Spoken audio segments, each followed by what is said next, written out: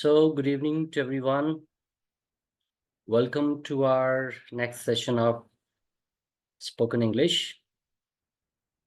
I hope everybody's fine. I'm your host, Swami Anand Sandesh, welcoming you. So, let's start today's class. And in yesterday's class, we discussed about tag sentences, if you remember. Again, I'm repeating, like in yesterday's class, we discussed about tag sentences, and today we will continue the same topic, but there'll be different sentences. Sentences will be tag sentences, but थोड़े से अलग रहेंगे. जो already tag sentence हमने सीखा है वो क्या था, वो ये था कि तुम जा रहे हो ना. अब हम जो समझेंगे वो है तुम नहीं जा रहे हो ना. तो चेक कीजिएगा, कल हमने जो टैग सेंटेंसेस डिस्कस किए थे वो ये वाले थे. तुम जा रहे हो ना, वो जा रहा है ना, वो चला गया है ना, है ना. अब यहाँ पे एक चीज एक्स्ट्रा है कि मैंने यहाँ पे नहीं लगा दिया कि तुम नहीं जा रहे ना, तुम नहीं जा रहे थे ना, तुम नहीं जाओगे ना, तुम नहीं गए हो ना, तुम नहीं गए थे ना, तुम नहीं जा सकते हो ना. तो फर्क क्या है, कल वाले सेंटेंस में यहाँ पर नहीं नहीं था, लेकिन आज के सारे सेंटेंसेस में यहाँ बीच में नहीं आने वाला है. हाँ, लास्ट में ना तो आने वाला ही वाला है, आने ही वाला है, लेकिन यहाँ पे नहीं भी आने वाला है, क्योंकि हम इस तरीके की भाषा भी हिंदी में बोलते हैं कि तुम नहीं जा रहे हो ना, तुम नहीं गए थे ना, तुम नहीं जाओगे ना. तो ये कल वाले सेंटेंसेस हो गए, नहीं सॉरी, ये आज वाले हैं. जिसके अंदर देखिए कल वाले सेंटेंस और आज के सेंटेंसेस में क्या फर्क है, चेक कीजिएगा. इधर देखते हैं, इधर क्या फर्क है. कल के सेंटेंसेस में यहाँ नॉट नहीं लगा हुआ था. कल के सेंटेंसेस में यहाँ नॉट नहीं लगा हुआ था, और वो नॉट यहाँ नहीं लग करके वो यहाँ लगा हुआ था कहीं, याद रखिएगा. कल जो हमने टैग सेंटेंसेस सीखे उसका टैग हम कैसे बना रहे थे, याद होगा आपको. सबसे पहले हम लगा रहे थे टाइम वर्ड, टाइम वर्ड के साथ लगा रहे थे नॉट, और नॉट के साथ लगा रहे थे हम डूअर. तो आज क्या हुआ, आज हमने नॉट, क्योंकि यहाँ ऑलरेडी लगा हुआ है, चेक कीजिएगा, ऑलरेडी सेंटेंस में नॉट लगा हुआ है, कल जो कि यहाँ पे नहीं लगा था, इसलिए यहाँ पर ये नॉट नहीं आएगा. तो आज का फॉर्मूला जो है, उस फॉर्मूले में जो जो फॉर्मूला बनेगा ना के लिए, टैग के लिए, वो बनेगा टाइम वर्ड प्लस डूअर. कल का चेक कर लो, कल का वाला क्या था. कल में था टाइम वर्ड भी था, बीच में नॉट भी था, और फिर डूअर था. अच्छा, ये नॉट यहाँ इसलिए था क्योंकि देखो यहाँ आपको कहीं नॉट नहीं दिख रहा. देखो यहाँ कहीं भी नॉट नहीं दिख रहा, आपको दिख रहा है कि नहीं, कहीं भी नॉट नहीं दिख रहा. तो यहाँ आपको नॉट नहीं दिख रहा था. आज के सेंटेंस में क्या है कि ये चेक कीजिएगा, आपको नॉट दिख रहा है. देखो यहाँ यहाँ नॉट दिख रहा है और यहाँ नॉट दिख रहा है आपको. तो ये जो नॉट है, ये अब यहाँ पर जो नॉट था वो मिस हो गया, क्योंकि वो नॉट हमने यहीं लगा लिया. तो मैं इसकी हिंदी का डिस्कशन करूं तो ये हिंदी में ये सेंटेंस बन रहा है कि मैं नहीं जा रहा हूं ना, तुम नहीं जा रहे हो ना, वो नहीं जा रहा है ना, वो नहीं जा रहा था ना, सॉरी, फिर जा रहा था वाला मैं एग्जांपल लेके डिस्कस करने लग गया हूँ. प्ले वाला जो है वो यहाँ डिस्कस करेंगे. प्ले एक्शन मैं यूज कर रहा हूँ यहाँ पर, कि मैं नहीं खेल रहा हूँ ना, तुम नहीं खेल रहे हो ना, वो नहीं खेल रहा है ना, वो नहीं खेल रहा था ना, तुम नहीं खेल रहे थे ना, तुमने नहीं खेला है ना, उसने नहीं खेला है ना, अच्छा वो नहीं खेलेगा ना, तुम नहीं खेलते हो ना, अच्छा वो नहीं खेलता है ना, अच्छा तुमने नहीं खेला था ना। तो ये सेंटेंसेस हमने बनाए हैं। और याद रखिएगा, कल वाला फॉर्मूला मैं यहां लिख रहा हूं। कल वाला फॉर्मूला था time word plus not plus doer. आज वाला फॉर्मूला क्या है, देखो यहाँ पे, देखो चेक करो, ये सब जगह देखो, कहीं नॉट दिख रहा है आपको इसमें? आपको यहाँ पे कहीं पर भी नॉट नहीं दिख रहा, क्यों? क्योंकि नॉट जो है वो यहाँ आ चुका है। तो इसका मतलब आज का फॉर्मूला जो बनेगा, बनेगा टाइम वर्ड प्लस डूअर। तो you are not going, are you? He is not going, is he? अच्छा ही वॉज, सॉरी मैं फिर से, पता नहीं क्यों कल भी मैंने यही गड़बड़ किया। यहाँ गोइंग की मदद से एग्जांपल दे रहा था कल भी। वापस आता हूँ। प्ले, यहाँ प्ले लिखा हुआ है, क्यों पता नहीं क्यों बार बार जुबान पे गो ही आ रहा है, गोइंग ही आ रहा है। I am not playing, am I? मैं नहीं खेल रहा हूं ना। You are not playing, are you? तुम नहीं खेल रहे हो ना। तो ये जो है, ये लास्ट में ये है, ये सारा ना है।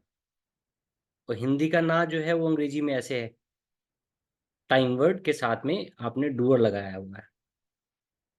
ठीक है, हिंदी देखते हैं चले। ही is not playing, is he? वो नहीं खेल रहा है ना। He was not playing, was he? वो नहीं खेल रहा था ना। You were not playing, were you? तुम नहीं खेल रहे थे ना। You have not played, have you? तुमने नहीं खेला था ना। He has played, he has not played, has he? उसने नहीं खेला है ना। He will not play, will he? वो नहीं खेलेगा ना।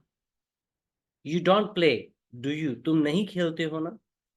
He doesn't play, does he? वो नहीं खेलता है ना। You didn't play, did you?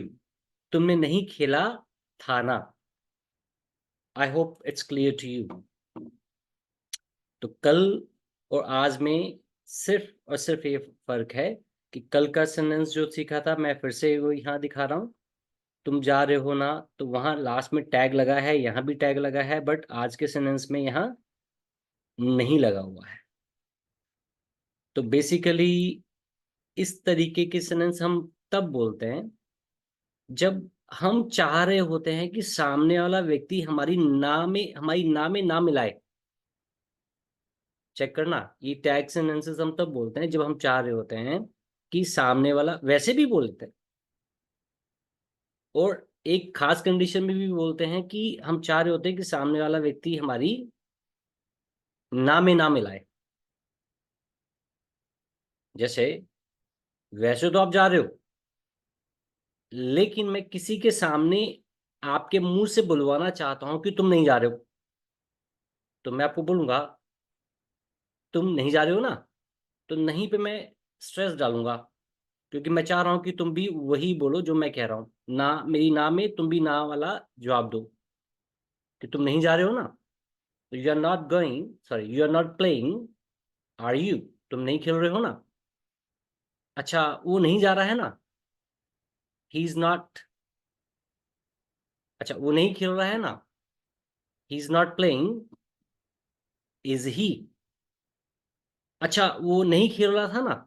तो मैं चाहता हूं आप मेरी नाम में नाम मिलाएं, कि आप भी बोले हाँ नहीं नहीं नहीं नहीं खेल रहा था। तो he was not playing, was he? इस तरीके से ये सारे के सारे सेंटेंसेस तब बोले जाते हैं ज्यादातर जब आप चाहते हैं कि मेरी ना में सामने वाला व्यक्ति भी ना मिलाए। तो चलिए, I hope it's clear to you. अगला जो डिस्कशन हम यहाँ पर करने वाले हैं, वो डिस्कशन है, अच्छा इसके साथ साथ यहाँ पर ये भी देख लीजिएगा, कल हमने ये वाला पार्ट भी किया था, तो आज भी इसको भी डिस्कस कर लेते हैं साथ में, कि इन 11 टैग के अलावा, 11 टाइम वर्ड वाले टैग के अलावा और कहाँ कहाँ टैग आ सकता है। जैसे कैन के साथ, कुड के साथ, वुड के साथ, शुड के साथ भी आप टैग लगा सकते हो। जैसे यहाँ बना के देखते हैं। मैं चाहता हूं कि तुम मेरी हाँ में हाँ मिलाओ। तो you shouldn't, you shouldn't play, should you? जा, ही शुडंट प्ले, उसको नहीं खेलना चाहिए ना, should he?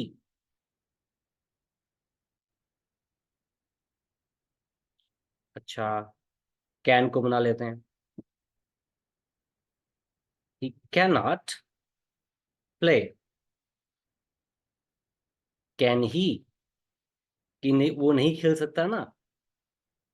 He could, he could not play, could he? वो नहीं खेल सका था ना। अच्छा, ही वुडंट प्ले, वुड ही? कि वो नहीं खेलेगा ना, वुड ही?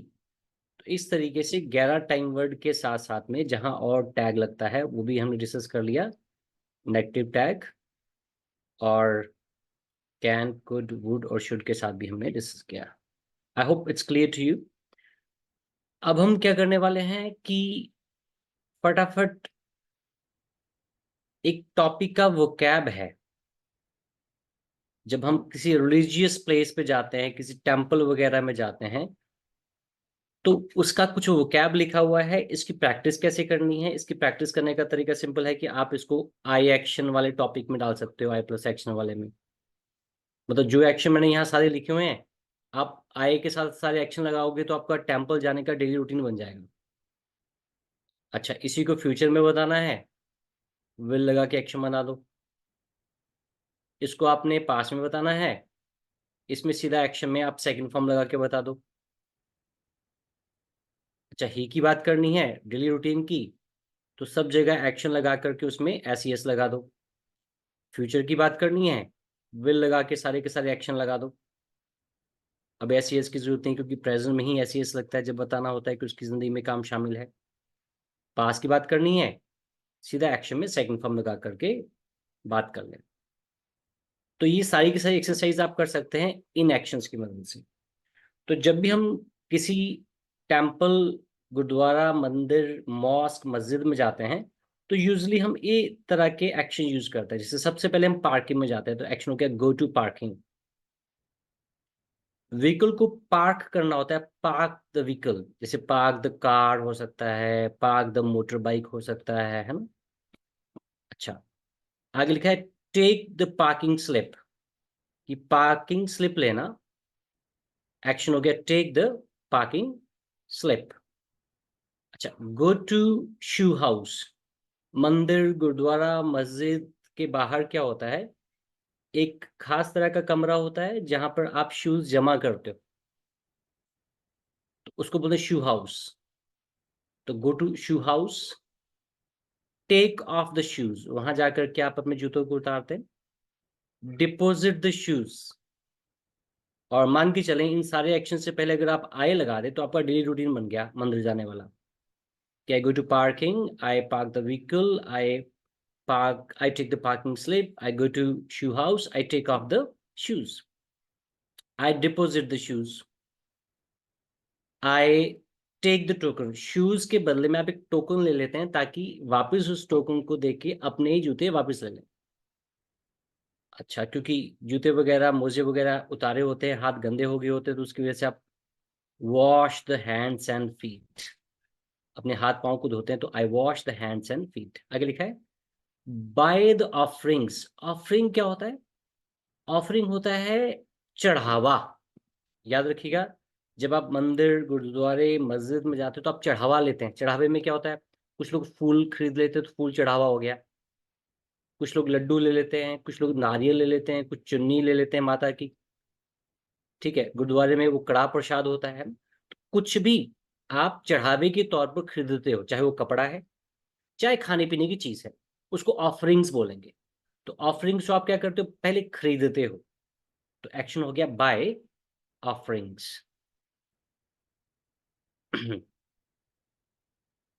तो ऑफरिंग्स खरीदी, फिर हम टेम्पल के अंदर चले जाते हैं, एंटर द टेम्पल, तो आई एंटर द टेम्पल।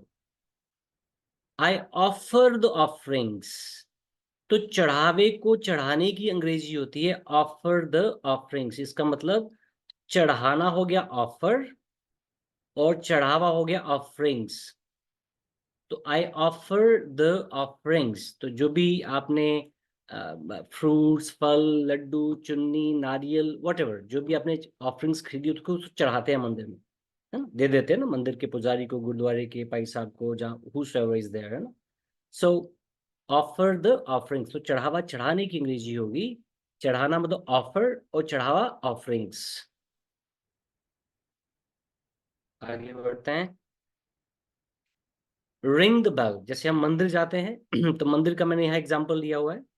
तो गुरुद्वारे में घंटी नहीं बजाते, मस्जिद में घंटी नहीं बजाते, लेकिन मंदिर में जाते समय हम घंटी बजाते हैं, तो रिंग द बेल, तो आई रिंग द बेल। उसके बाद हमारा एक सिस्टम है कि हम माथा टेकने के लिए ना पहले घुटनों के बल झुक जाते हैं। तो I get on the knees, कि मैं झुकनों के बल झुकता हूं, I get on the knees. I bow the head down, फिर मैं माथा टेकता हूं। आई पे द ओबिसेंस, ओबिसेंस का मतलब कि आप भगवान को क्या कर रहे हैं, एक तरीके से रिस्पेक्ट पे कर रहे हैं, मतलब आप घुटनों के बल झुके, आई गेट ऑन द नीज, फिर आप सिर झुकाते हैं, बोथ हेड डाउन, और ऐसा करके आप क्या करते हैं, रिस्पेक्ट पे करते हैं, भगवान के प्रति अपनी श्रद्धा भेंट करते हैं, उसको हम बोलते हैं पे the ओबिसेंस।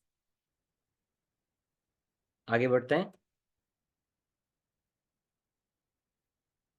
Take off the clothes, कई जगह मंदिरों में और खास गुरुद्वारे में स्नान करने का सिस्टम बना होता है, ठीक है, तो स्नान भी करते हैं, टेक ऑफ द क्लोथ्स। तो स्नान करने की अंग्रेजी होती है टेक होली डिप। हाँ, यहाँ स्नान करना मतलब बाथ नहीं होगा, कि टेक बाथ नहीं होगा, क्योंकि टेक बाथ का मतलब होता है आप नहाते हैं, साबुन लगाते हैं, रगड़ रगड़ करके 10 दिन से नहाए नहीं, तो ऐसा थोड़ा होता है जब आप सरोवर में नहाते हो, गुरुद्वारे में जाके, मंदिर में, वहां ऐसा करते नहीं हो ना। उसको बोलते, उसमें क्या करते हो, आप पानी में जाते हो, डुबकी लगाते हो, वापस आ जाते हो। तो टेक द होली डिप, पवित्र स्नान करते हो, take the holy dip. I take the holy dip. फिर वापस क्या करता हूँ, I put on the clothes, मैं कपड़े पहनता हूँ, आई पुट ऑन क्लोथ्स। मंदिर में जाते हैं, हाँ गुरुद्वारे में ये चीज नहीं होती है, मस्जिद में ये चीज नहीं होती है, बट मंदिर में अप्लाई द तिलक, कि कुछ लोग माथे पर तिलक लगाते हैं।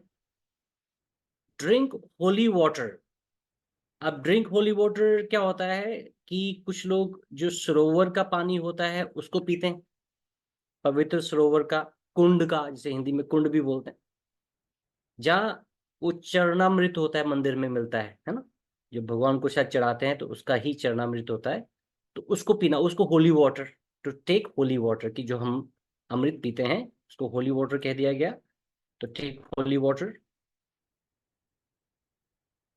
आगे लिखा है take the holy communion, I take the holy communion, holy communion यहाँ हो गया प्रसाद। याद रखिएगा कि जब भी हम मंदिर जाते हैं, गुरुद्वारे जाते हैं, मस्जिद जाते हैं, आई होप सब जगह प्रसाद मिलता है, चर्च में भी प्रसाद मिलता है, थोड़ा अलग टाइप का होता है, बट प्रसाद को हम बोलेंगे होली कम्युनियन, तो उसको मैं लेता हूं, आई टेक होली कम्युनियन। चलिए आगे बढ़ते हैं। आगे लिखा है गेट एक्सोरसाइज्ड, ये बड़ी ना ये यूजली, ये वर्ड आप यूज नहीं करते हैं, इसमें से कई वर्ड हो सकता है आप यूज नहीं करते होंगे। गेट एक्सोरसाइज्ड का मतलब क्या होता है, एक्सोर्सिज्म का मतलब होता है, एक्सोर्सिज्म का मतलब है जादू टोना उतारना, तो जादू टोना उतारने वाला होता है एक्सोर्सिस्ट। और यहाँ पे क्या है, एक्चुअली क्या है, गेट एक्सोरसाइज्ड। मैंने देखा है, अब शायद ऐसा नहीं होता, लेकिन मुझे याद है जब मैं छोटा था तो आप मंदिर गुरुद्वारे में तो शायद नहीं था, लेकिन मस्जिद वगैरह पे जाएं, जहाँ हम मंदिर वगैरह में जाए, तो झाड़ फूक होती थी, कि वो पंडित जी बैठे हुए हैं नजर उतारने के लिए, कि आपको कोई नजर वगैरह लग गई हो, ठीक है, कुछ ऐसा कुछ हो, तो वो झाड़ फूक करते थे, याद होगा आपको। मैंने तो देखा है ऐसा, मैं जैसे कोई दरगाह वगैरह पे गए, जहाँ हम लोग मंदिर में गए, तो वहां पे ये चीज होती थी। तो झाड़ फूक करवाना, अंग्रेजी में बोलेंगे आई गेट एक्सोरसाइज्ड, मैं झाड़ फूक करवाता हूँ।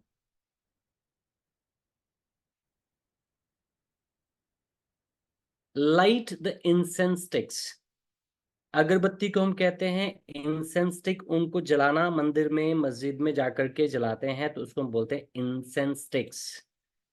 एक खास चीज नोट की होगी कि मंदिर में 99.9% जो होती है अपनी जो अगरबत्ती होती है वो चंदन की यूज करते हैं, है ना। और आप मस्जिद वगैरह पे जाएं तो वहां मेरे ख्याल में लुबान की वो खुशबू जो होती है उसको यूज करते हैं।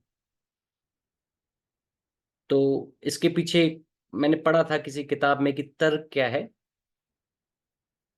किसी किताब में पढ़ा था कि, समझा था कि अगर हम ओम का उच्चारण लगातार लगातार लगातार मंत्र का उच्चारण करें करें करें करें करें करते रहें, तो आपके शरीर से चंदन की खुशबू आने लगती। तो पुराने गुरुकुल के जो गुरु थे, ऐसा मैंने पढ़ा है, आई एम नॉट श्योर कैसा है, आप इसको स्टडी कर सकते हैं। तो वो कहते थे अपने बालकों को, चेलों को, स्टूडेंट्स को, कि आप तब तक ओम का उच्चारण करना है जब तक कि आपके शरीर में से, तो वो बताने के लिए कि अच्छा कैसी खुशबू आनी चाहिए, तो चंदन की खुशबू बाहर से ढूंढी गई कि ऐसी खुशबू आनी चाहिए तुम्हारे शरीर में से, फिर मतलब तुम कहीं पहुंचोगे। तो उसी तरीके से मस्जिदों में लुबान की खुशबू, जैसे ओम का उच्चारण मंदिरों में होता है, तो मस्जिदों में अल्लाहू का उच्चारण एक मंत्र है, उसका उच्चारण करने से ऐसा मैंने पढ़ा है कि आपकी बॉडी में से एक खास तरह का फ्रेग्रेंस आने लगता है, वो फ्रेग्रेंस इज सिमिलर टू लुबान। तो अगर आपको भी जानकारी इसके बारे में हो तो आप मेरे साथ हैंड रेज करके शेयर कर सकते हैं कि सर हाँ हमने भी पढ़ा है या सुना है ऐसा। चलिए आगे बढ़ते हैं। तो हम लाइट करते हैं इंसेंस स्टिक्स को, और लाइट की सेकंड फॉर्म होती है लिट, थर्ड फॉर्म लिट। याद रखिएगा, light LIGHT light, second form lit LIT lit, third form lit. एक बात और यहाँ पे ऐड कर रहा हूँ, कैंडल लिट डिनर होता है, कैंडल लाइट डिनर कुछ ना, कोई अंग्रेजी नहीं होती, बट हमारे इंडिया में बड़ा फेमस है, इवन हिंदी मूवीज में भी आजकल चेंज हो गया। पुरानी मूवीज में बड़ा कॉमन था कैंडल लाइट डिनर, तो कैंडल लाइट डिनर नाम की कोई अंग्रेजी नहीं होती, कैंडल लिट डिनर। याद रखिएगा इस बात को।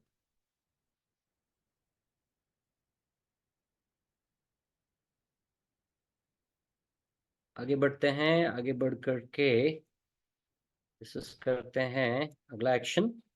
Light the earthen lamps, earthen lamps मिट्टी के दिए। मंदिर मस्जिद गुरुद्वारों में आप कई बार मिट्टी के दिए जलाते हैं, घी के या तेल से, सरसों के तेल से। तो I light the earthen lamps. Sit cross legged, फिर हम चौकड़ी मार करके बैठ जाते हैं। क्या करते हैं, हम चौकड़ी मार करके वहां पर बैठ जाते हैं। चैंट द मंत्रास, तो हम जा तो चौकड़ी मार के बैठ करके क्या करते हैं, मंत्र का उच्चारण, ओम वाहेगुरु अल्लाहू, कोई भी मंत्र का उच्चारण करते हैं। जा लिसन टू द हेम्स, हेम्स होती है गुरुद्वारे मंदिर में भगवान की स्तुति के लिए गाया जाने वाला भजन कीर्तन, उसको हेम्स बोलते हैं, HYMNS। तो जा तो हम मंत्रों का उच्चारण करते हैं बैठ करके क्रॉस लेग, या फिर हम क्या करते हैं, भगत भजन कीर्तन को सुनते हैं। तो लिसन टू द हिम्स। और क्या करते हैं, क्रॉस लेग बैठ करके हम मंदिर में मस्जिद में गुरुद्वारे में चेक कर लेते हैं, काउंट द रोजरी बीड्स। कुछ लोग क्या करते हैं, उनके हाथ में एक माला होती है, उसको बोलते हैं रोजरी बीड्स, और वो माला जपने लगते हैं। याद करिएगा, वो हाथ में ऐसे ऐसे करके माला जपने लगते हैं, तो उसको माला जपने की अंग्रेजी होती है count the rosary beads.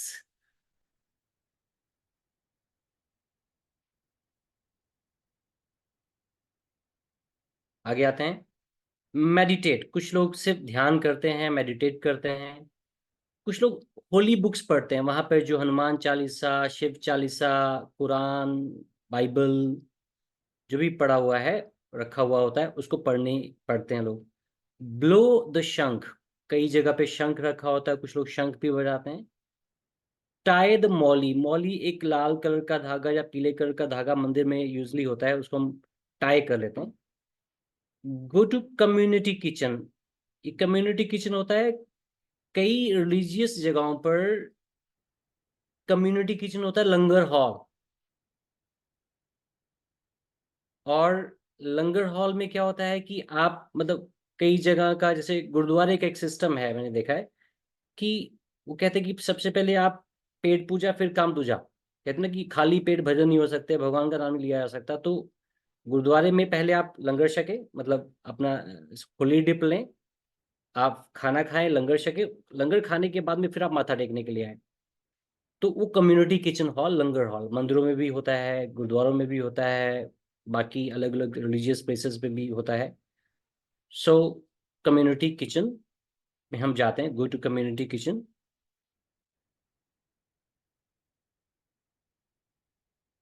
Take food, वहां पर लंगर बोल सकते हो, टेक फूड बोल सकते हो, खाना खाते हैं, I take food. I offer the services, I offer the services का मतलब समझ ले क्या होता है। बहुत से लोग कहते हैं मैं मंदिर जाके ना सेवा करता हूँ, मैं गुरुद्वारे जाके सेवा करता हूँ, मस्जिद जाके सेवा करता हूँ। सेवा करने का मतलब क्या, कुछ लोग झाड़ू लगाने लगते हैं सफाई करने के लिए, कुछ लोग बर्तन साफ करते हैं, कुछ लोग पानी से फर्श साफ करने लग जाएंगे, कुछ और करने लग जाएंगे। तो ये जो है सेवा करते हैं उसको बोलते हैं ऑफर। ऑफर मतलब ऑफर, और सर्विसेज मतलब सेवा करना। तो सेवा करने की इंग्लिश होगी ऑफर द सर्विसेज। तो आई ऑफर द सर्विसेज, कि बर्तन धोने की सर्विस है, झाड़ू लगाने की सर्विस है, किसी चीज को साफ करने की सर्विस है, उसको आप करते हैं। तो आई ऑफर द सर्विसेज। लिखा है get out of the temple, फिर हम मंदिर गुरुद्वारे से बाहर चले जाते हैं, get out of the temple. Go to shoe house, फिर हम शू हाउस चले जाते हैं, I go to shoe house. Give the token, हम वो टोकन देते हैं जो लिया होता है। टेक शूज, हम वो शूज ले लेते हैं। Put on shoes, I put on shoes, मैं जूते ले लेता हूँ। आई गो टू पार्किंग, मैं पार्किंग में जाता हूँ। I give the parking slip, मैं पार्किंग स्लिप देता हूँ। I start the vehicle and I go to home. I hope आपको ये वो कैब वाला पार्ट जो है, टेम्पल तो देखो सभी जाते हैं, मंदिर मस्जिद सब जाते हैं। हाँ, ये ज्यादातर वो कैब मंदिर का था, गुरुद्वारे का भी मिक्स ही था। तो अगर आप में से किसी को कोई चर्च जाता है या मंदिर मस्जिद जाता है, कुछ और पूछना चाहते हो कि सर हम ऐसा करते हैं वहां जाकर के, तो उसकी अंग्रेजी क्या होगी, तो you can raise hand and ask me the question. वैसे मैंने कवर सब कुछ किया हुआ है इसमें, गुरुद्वारे का भी कवर किया है, मंदिर भी कवर हो गया है, यू नो, चर्च भी कवर हो गया है। चर्च में कई जगह ऐसा भी होता है कि आपको शूज उतारने की जरूरत नहीं होती है, you go with shoes on, तो ऐसा रहता है। सो ये सारा का सारा टॉपिक के आपके पास एक्शन हो गए। अब इन एक्शंस को कर क्या सकते हो, वही चीज मैंने सबसे पहले बताई थी, वापस आता हूँ वहीं पर। तो आप क्या कर सकते हो, इन सारे एक्शन से पहले आई लगा करके, आप अगर आपको डेली रूटीन बताना है कि मैं मंदिर जाता हूँ, गुरुद्वारे जाता हूँ, तो मेरा ये डेली रूटीन होता है, आने वाले समय में जाऊंगा तो ये करूंगा, मैं कल गया था तो मंदिर में मैंने, गुरुद्वारे में मैंने ये किया था। उसी तरीके से ही की बात करनी है तो एक्शन में एस लगा दें, फ्यूचर की बात करनी है विल लगा दे सिंपल, और पास की बात करनी है तो सेकंड फॉर्म लगा करके आप बात कर सकते हो। I hope it is clear to you. And now I want to show you this vocab part again, and if you have any query, please raise your hand and ask me the question. I hope मैंने सारा का सारा cover किया हुआ है वो cap part में। But still if you think कि कोई चीज़ मिस हो गई है तो वी कैन डिस्कस।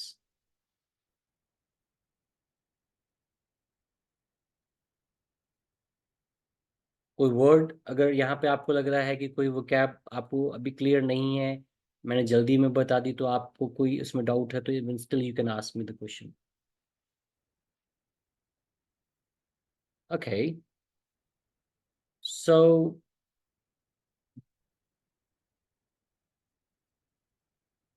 फिर आज के लिए इतना ही, और मैं आप सबसे विदा लेता हूँ फिर। नमस्कार।